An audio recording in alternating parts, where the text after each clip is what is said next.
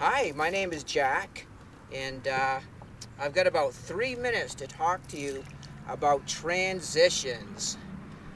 I'm sitting here in beautiful China Lake, Maine, and having just transitioned myself after 30 years in the military last May.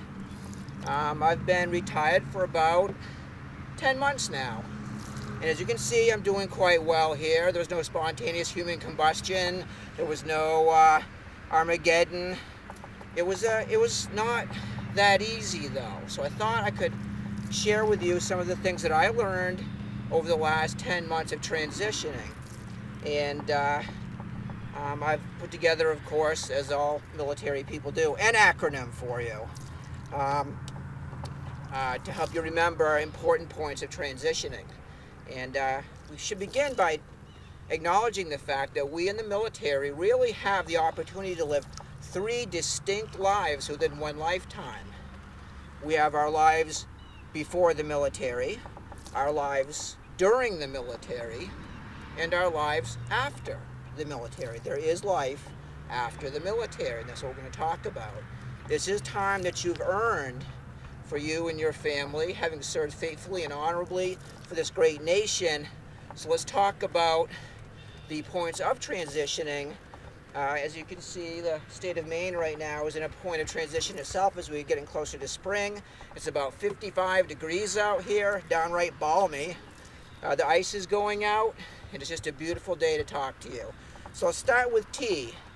Tough times demand tough troops. Sometimes transitioning can be tough, and you got to be tough about it. Man up, woman up, accept it, make a plan, and execute. R, resilience. The four really most important parts of being a resilient person and being a healthy person is your spiritual, emotional, psychological, and physical wellness. These four cornerstones will help you to address the adversity that often comes with change. A, ask for assistance. There's a lot available for us as we transition, a lot of agencies out there, so go and take advantage of those programs. You've earned them. They're bought and paid for by your service. Take advantage of them. Employment training, resume building, occupational opportunities that will help you transition into the civilian life. N, never, never, never quit. As I said, it comes with some adversity, so never quit. You've been in the military, so we know you're not a quitter, so don't act like one. Soldier, Marines, airmen, and our Navy personnel are not quitters. So never quit. Drive on to your objective, which is a safe and successful transition. S, seek help when you need it. There's nothing wrong with demonstrating help-seeking behavior. For example, I have a counselor that I go to. It helped me kind of get over some of the changes that I was going through. He's a great counselor. He's a 7th Cav guy from Vietnam, a licensed clinical social worker, and he helps a lot. He helps me understand kind of the way I'm feeling and why I'm feeling that way. It's a clinical perspective that you don't get through any other source. You know, your girlfriend, your wife, your mom, your friends, they don't have the clinical expertise to help you understand some of the feelings you might be having. So help-seeking behavior, seek help if you need it.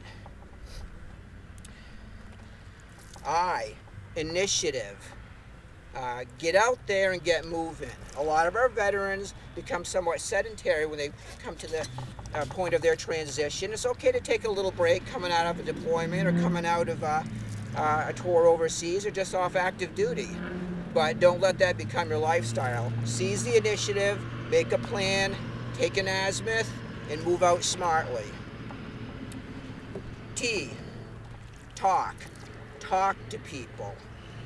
Get out there and talk to other veterans. Be a part of the veterans community. We want you to be a part of our veterans community. America's counting on us now more than ever to do what other generations have done. Run for office, build businesses, go to school, and again, take advantage of those benefits that you've earned. They're bought and paid for, as I said, by your service. The last I, identity. As soldiers and airmen and Marines and naval personnel, we tend to identify very strongly with our service. You have a new identity now. You're an American citizen. Embrace that identity. Be proud of your service. My service took a kid from Burnham, Maine, and showed him the world.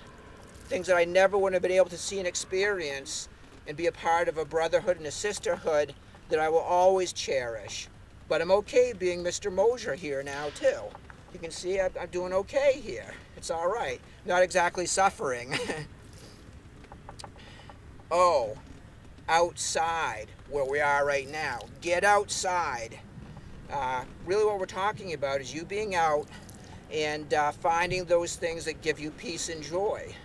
I like to go canoeing with my son Nate, who's taking this video right now, doing a pretty good job, I hope. But get outside, find your peace, go fly fishing, take up a new hobby, spend more time with your family. They're transitioning too, don't forget.